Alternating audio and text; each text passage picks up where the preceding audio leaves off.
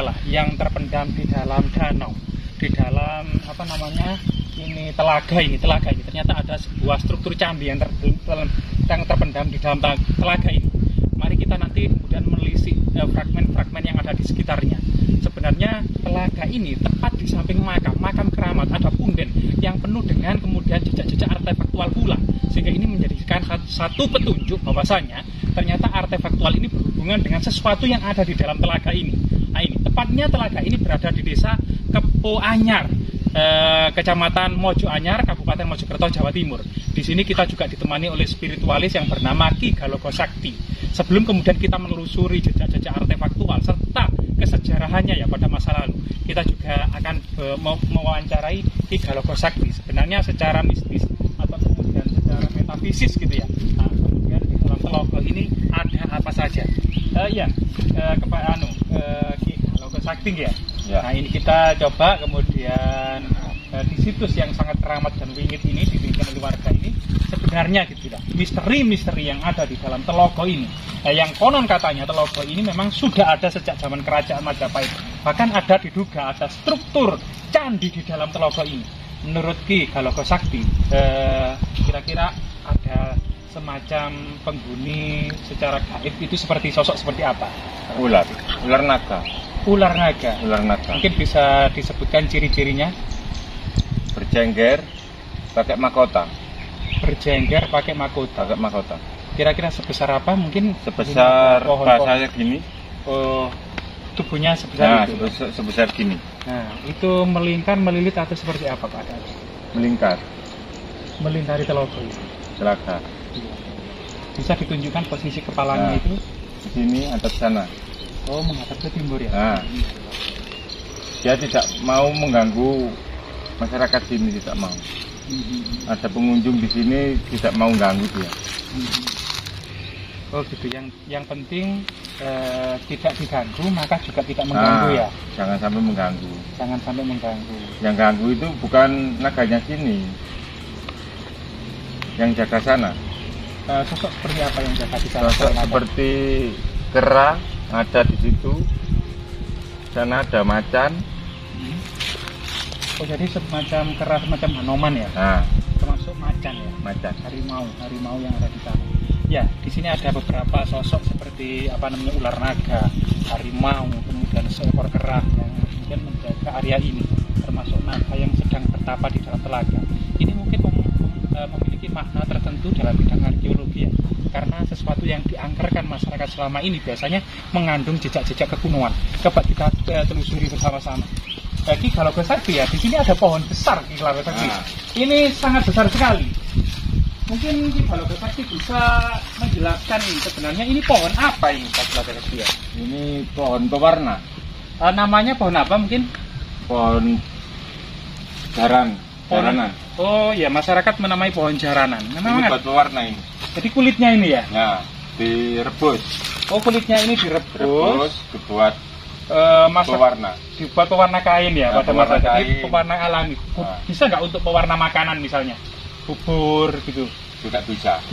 Beracun ya. Berarti untuk pewarna kain saja. Jadi ini salah satu pada masa kuno tentunya ya di Jawa ini penggunaan kulit kayu. Misalnya untuk warna kuning menggunakan kulit kayu nangka, sedangkan untuk warna oranye atau kecoklatan ini menggunakan kulit kayu jaranan. Ya, ini pohon jaranan.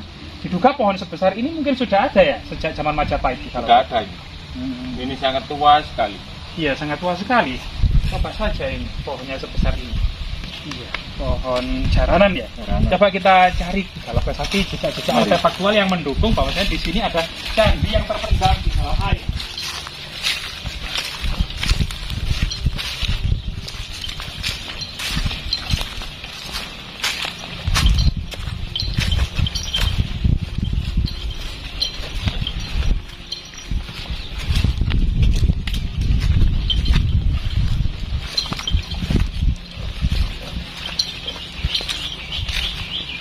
Ini apakah mati karena tua atau karena pelapukan atau gimana ini? Apa tersambar petir menurut Ki Galogo Sakti? Ini tersambar petir.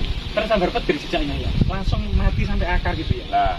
Oh, jadi memang kekuatan petir itu ketika pohon terlalu tinggi juga rawan ya, karena sekitarnya memang lapang, sekitarnya memang apa namanya sutet, ada sutet ya, ada sutet ini memang sangat dekat erat kaitannya dengan apa namanya ya, arus listrik yang bisa menyerap arus listrik terutama petir. Ya.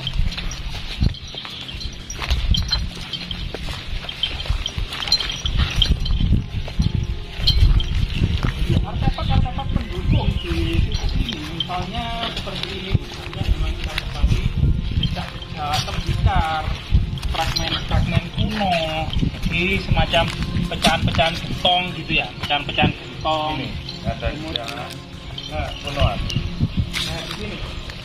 Nah, di sini kita mendapati ya banyak sekali kemudian. Ini adalah pecahan tembikar atau gerabah pada masa Majapahit terutama ya. Gerabah. Ini adalah wadah-wadah air termasuk tempayan untuk menanak atau kuali-kuali ya untuk memasak. Itu memang termasuk ini keramik-keramik Tiongkok ini. Nah, untuk merebus air, memasak gitu. Wadah-wadah ini adalah pada masa kuno ini menggunakan pecahan tembikar seperti ini. Artinya memang di sekitar sini ada jejak-jejak peradaban kuno. Diduga memang sebuah bangunan suci ya. Tentu jika kita mengatakan ini bangunan suci atau profan, tentu kita harus didukung oleh jejak-jejak yang lainnya. Coba kita telusuri jejak-jejak lainnya di sekitar sini. Nah ini. Nah di sini memang ada punden keramat. Sesuatu punden yang dikeramatkan oleh warga, biasanya itu di dalamnya itu memang ada jejak-jejak artefaktual. Pohon asam ini ya, sangat besar sekali ya. Nah pohon asam itu pohon dadap ya? Pohon dadap. Iya pohon dadap. Pohon dadap itu biasanya bunganya warnanya oranye ya, pohon dadap itu ya, merah ya, pohon dadap merah. Iya. Pohon dadap merah. Pohon dadap merah. Ini coba di sini itu jejak-jejak megalitik juga, jadi semacam gundukan gunung. Oh ya, konon katanya di sini itu memang selain telogo itu ada gundukan tanah yang penuh dengan batu-batu. Memang ada masa tahun-tahun sebelumnya itu memang batu-batu di sini seperti ini. Ini jejak-jejak vulkanik atau sebuah aktivitas vulkanik, yaitu pengangkatan kerak bumi menuju ke atas. Ini adalah proses terbentuknya gunung gitu ya. Gunung. Dari segi batuannya mungkin ya sangat berhubungan dengan Gunung Welirang, Gunung Arjuna yang ada di dekatnya ini. Sekitar 10.000 tahun silam itu mulai terbentuk gunung-gunung ini. Sehingga sekitarnya juga merupakan ada aktivitas vulkanik, yaitu pengangkatan kerak bumi karena adanya sesuatu proses vulkanologi.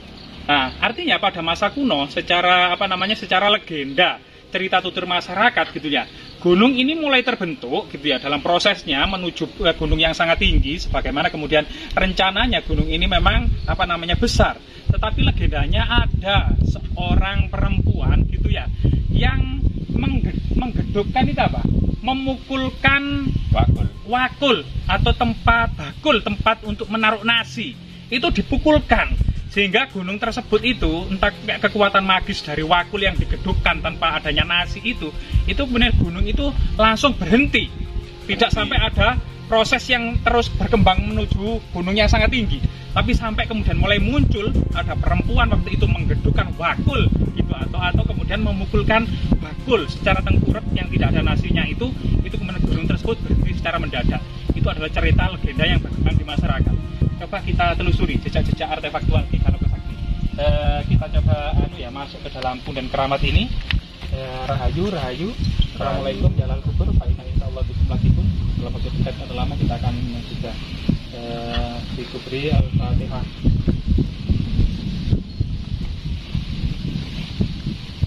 Kita dapat banyak kita ya.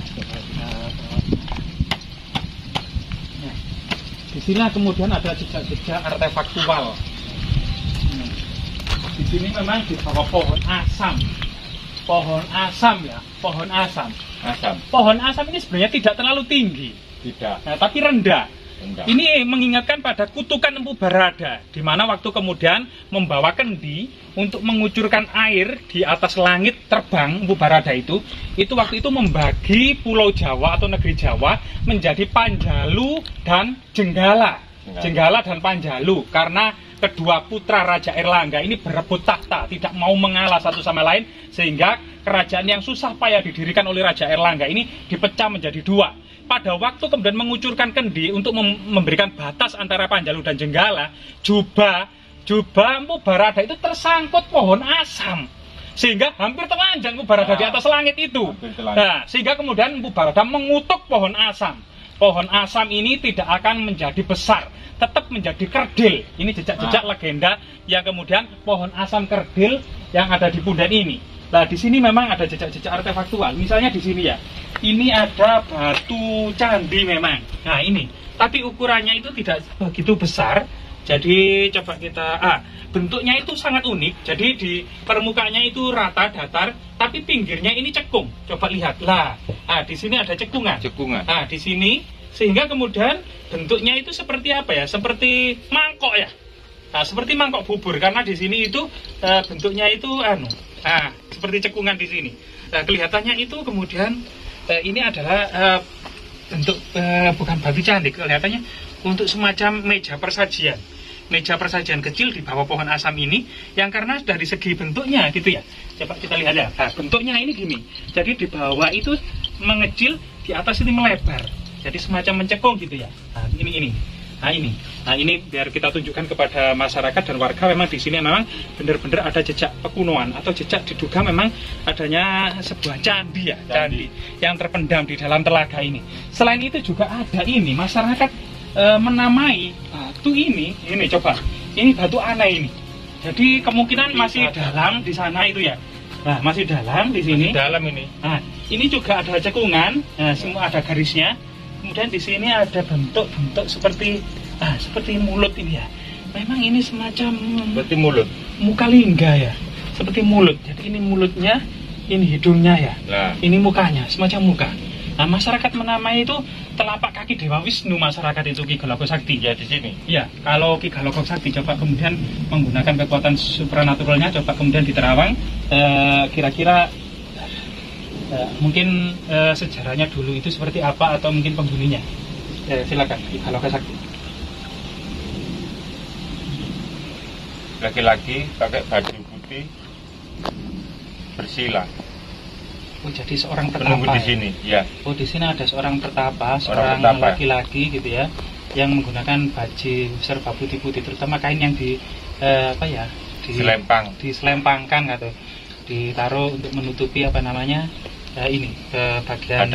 Ada jadi semacam kain gitu ya. Kain. Semacam kayak orang naik haji gitu ya. Semacam orang kayak naik haji. Gitu. Pakaiannya seperti selembar kain yang dipakai untuk menutup bagian bawah dan disampirkan di pundaknya seperti orang haji di sini memang. Ya, memang sangat keramat sekali ya.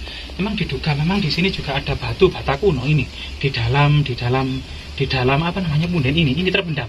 Jadi ya, terpendam ini juga batu bata kuno ya. Iya. Nah ini, batu bata kuno ini terpendam di dalam. Kemudian dicengkeram akar pohon raksasa ini juga. Ini sangat berhubungan sekali memang. Nah ini juga jejak sejarah tidak terlepas dari misteri-misteri yang ada di dalamnya, termasuk legenda dan cerita tutur masyarakat saat ini. Sejarah terkadang kemudian terbungkus oleh berbagai macam legenda. Tempat-tempat yang sangat keramat dan sangat wingit yang dikeramatkan oleh warga memang biasanya menyimpan jejak-jejak artefaktual yang sangat penting. Misalnya sebuah candi yang terpendam di dalam tanah. Misalnya di situs ini, situs yang sangat terawat di sini, dihormati oleh masyarakat dengan sebuah kain-kain putih. Di sini juga kemudian ada beberapa fragmen dan artefak yang sangat penting. Tentunya kita sebagai generasi muda wajib menguri-uri budaya, termasuk mengedukasi masyarakat bahwasanya leluhur kita telah menyiapkan jalan untuk kita lalui agar kemudian kita berjalan di jalan yang sudah kemudian rata, tanpa geronjal-geronjal. Semuanya sudah dipahat oleh leluhur kita.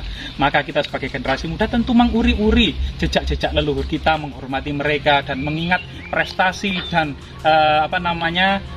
prestasi dan usaha-usaha maksimal mereka dalam memperjuangkan hidup serta menata masyarakat Nusantara yang sangat luas ini. Majapahit Study Club sangat aneh. Jaya.